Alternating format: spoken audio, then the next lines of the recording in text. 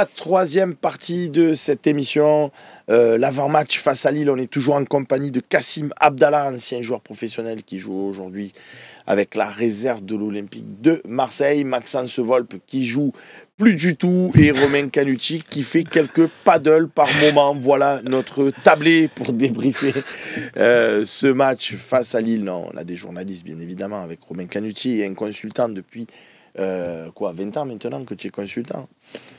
Il faudrait qu'un jour tu fasses entraîneur juste pour voir ce que... Parce que on gagne tout avec toi. Ou pas. Bon, vous en avez l'habitude avant ce match, on va voir la compo probable de Lille concoctée par Louis Clachot avec certainement Romain Canucci. Kassim me volait mes cheveux à la récré. Ah là là, ils sont fous. Non, mais par contre, le copain Zavata, il a disparu. Il était au lycée Ampère, oui, et depuis, je sais pas. Allez, le 11 probable de Lille. Bon, à vérifier, je suis pas sûr. Je crois que Benjamin André, une petite suspension dans l'air. Attention. Je crois pas. Tu es sûr de ça? Non, je crois pas. Je me demande s'il n'a pas pris.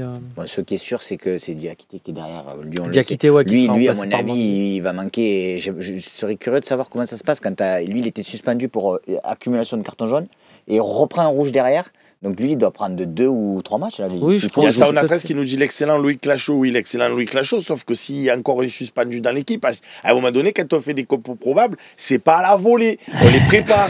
Donc on a le droit de regarder sur Mais toi aussi, Seb, tu as préparé, donc tu le sais, toi, Benjamin André. Mais moi, je prépare pas, moi. Je viens, je suis là, je te dis c'est quoi les parties, tu me dis c'est quoi les parties, et puis boum, on part de là. Ah, mais surtout, ce qui compte, c'est sur leur animation offensive. Depuis quelques temps, ils jouent avec Chouba Akpom et qu'on pensait être la doublure de Jonathan David, mais au final, il joue avec les deux.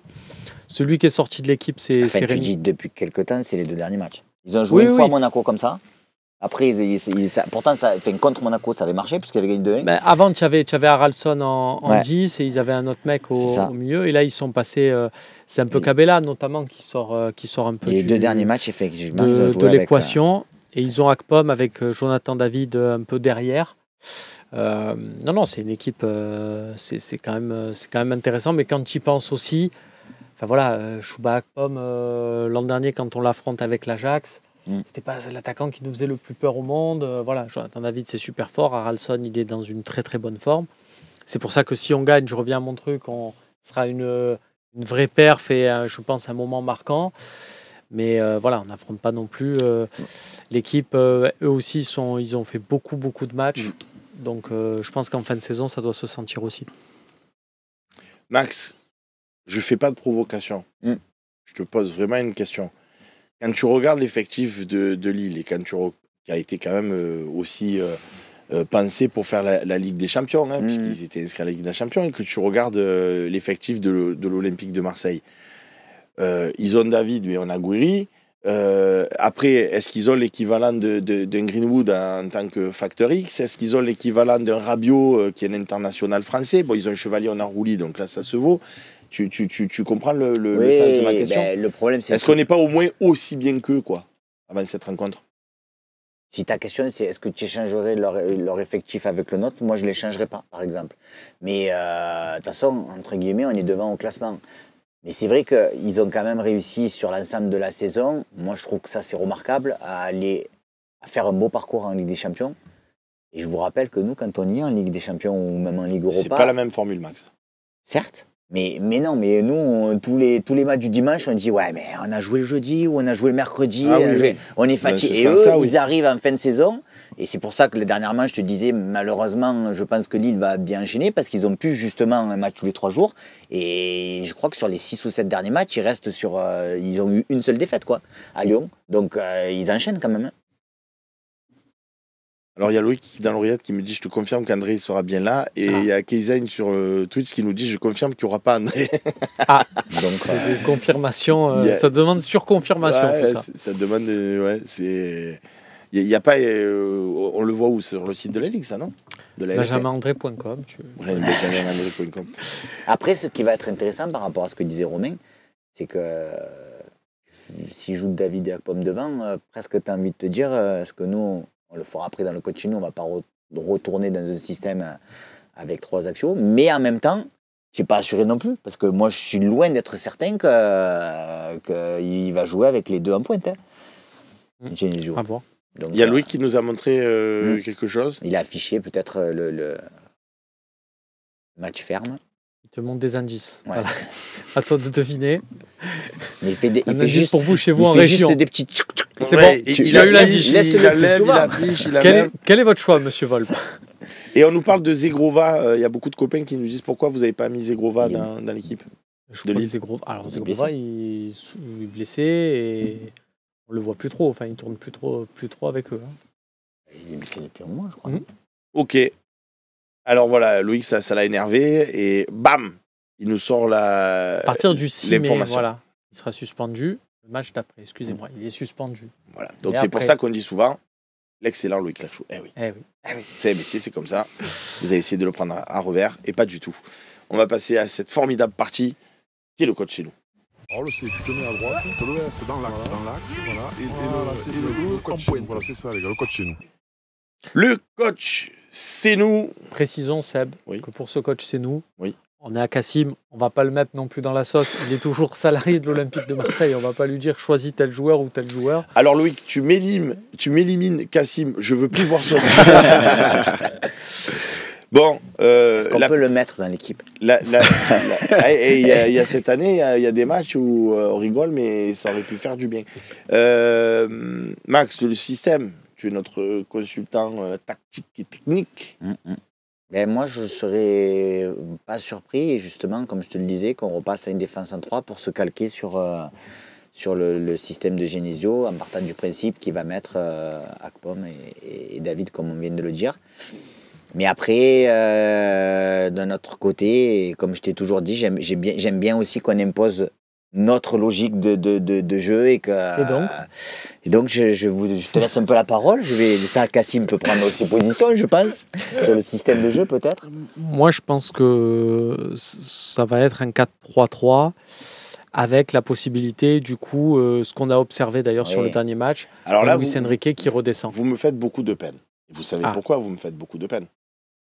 Non. Parce que là, vous êtes en train de vous poser la question de comment on va... Le coach, c'est nous, qu'est-ce qu'on ferait? C'est nous, moi, je suis coach de l'OM, voilà, moi, j'ai décidé avec les joueurs qui sont à ma disposition de jouer comme ça. Là, vous êtes en train de vous poser la question de qu'est-ce que va faire de Zerbi. Ça sera dimanche sur le site du Fossé, le matin, la compo probable. Mais là, c'est pas la compo probable, c'est nous, comment on jouerait? Toi, Cassim, tu jouerais comment? Parce que là, tu dis pas de non, on te met pas en porte-à-faux. Tu préférerais voir l'OM. Si c'était toi le coach, tu alignerais un système en 4-3-3 ou tu repasseras 3 derrière toi? Non, moi je pense que je resterai en 4-3-3. Ouais. Ça t'a convaincu la dernière fois? Ouais. Vous en parlez avec Papin, par exemple, des matchs de l'équipe première? Oui, ça nous arrive souvent. Ouais. On fait des retours de match. Vous avez vu le match, des fois il prend tous les joueurs, il leur parle du match d'hier. Voilà, non, ça nous arrive. Mais je pense qu'on est mieux, on est plus équilibré comme ça. Bon. 4-3-3. Allez. Go. Donc on part sur du 4-3-3, Rouli dans les cages, on ne va pas disserter, Balerdi axe droit, on ne va pas disserter, Murillo du coup sur le côté droit, on ne va pas disserter. Maintenant sur le côté gauche, est-ce qu'on met Kondogbia et Garcia ou est-ce qu'on met Garcia et Merlin? Encore une fois, le coach c'est nous. C'est pas toi, on a compris, c'est pas toi. Tu peux juste nous dire Garcia et Merlin?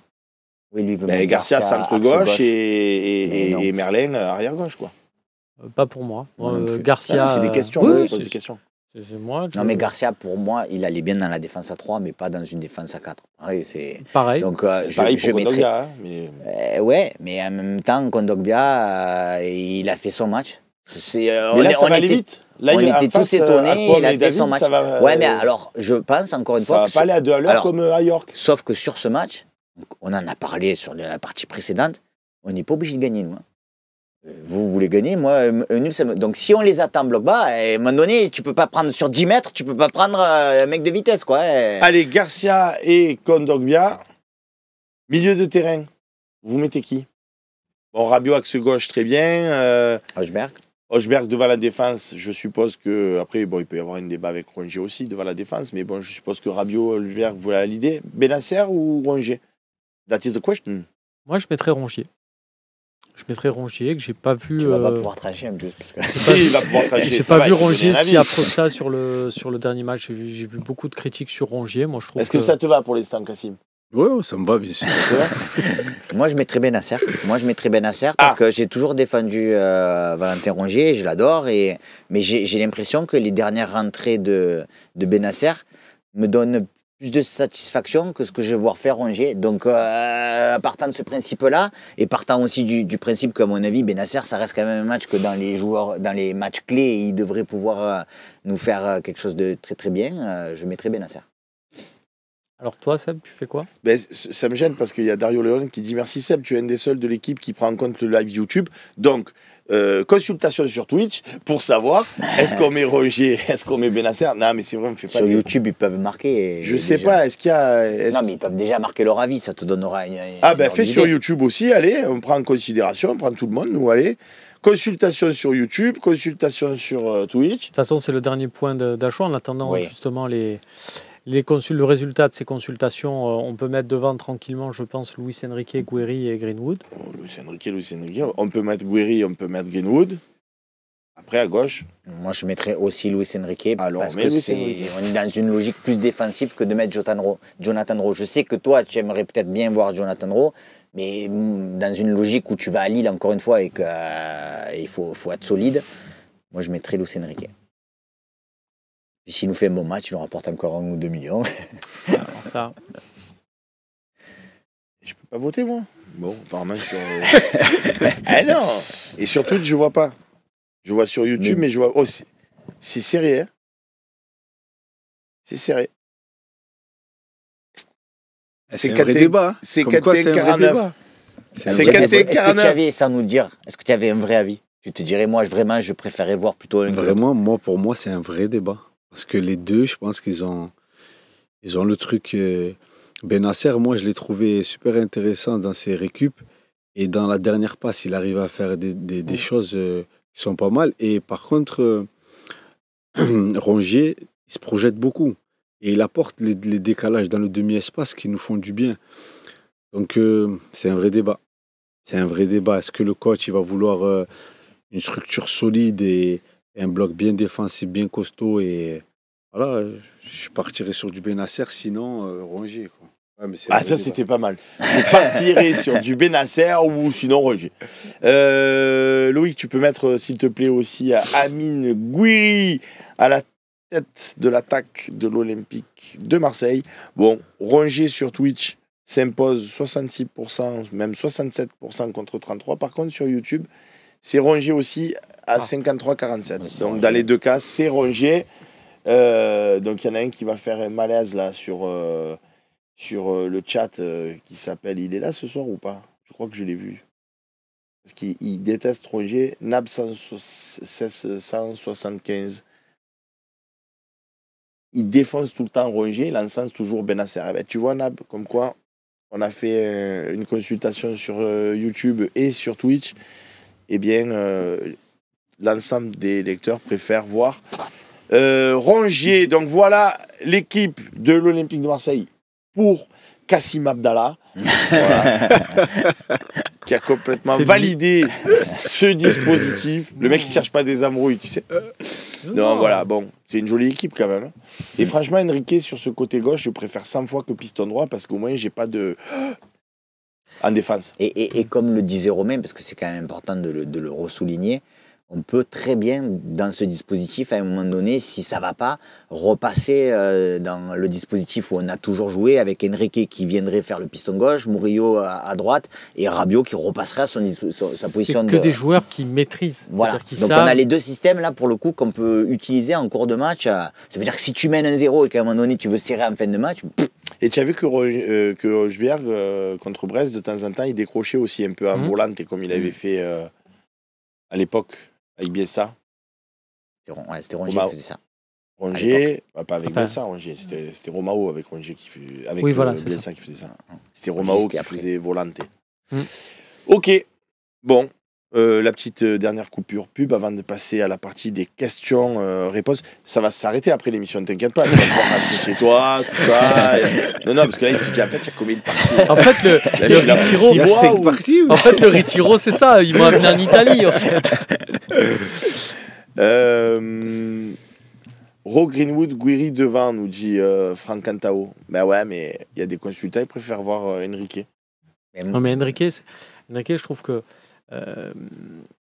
par rapport à Jonathan Draw, il y a peut-être c'est pas un apport défensif. Quand on dit un apport défensif, c'est surfait parce que la défense d'Enrique, c'est pas, et de toute façon, c'est pas ce qu'on lui demande, mais c'est sur la manière de se replacer de manière efficacement.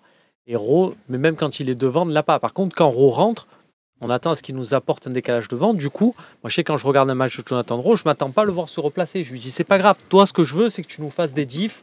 Et c'est pour ça que ça tient plus sur 30 minutes. Ce qui est intéressant quand même, dans cette compo qu'on vient de faire, c'est qu'on a eu le débat sur Benasser. Donc ça veut dire que Benasser peut t'apporter en cours de match. Jonathan Draw peut t'apporter également en cours de match. Je veux dire, Moumbagna peut t'apporter en cours de match. Non, peut-être. Il n'a pas dit oui. Mais non, mais parce que Moumbagna, le problème, c'est qu'il revient à peine. Mais tu as aussi Merlin qui peut jouer dans cette équipe. Enfin, tu as un effectif maintenant. Moi, je trouve que c'est intéressant d'arriver quasiment au complet en fin de saison, quoi. Romain, il nous reste 30 secondes. Reparle-nous du projet de Cassim. C'est surtout cette idée. Alors, je dis surtout super initiative et effectivement c'est pour la bonne cause, un tournoi de futsal le jeudi 8 mai avec pas mal de stars de gloire olympienne, Fabrizio Ravanelli, Mehdi Benaccia, Mamad Soulé, Roma Alessandrini, Benoît Chéroux, Jean-Pierre Papin, et la possibilité grâce à un système de tickets d'or de pouvoir jouer avec eux, de se retrouver sur le terrain avec eux.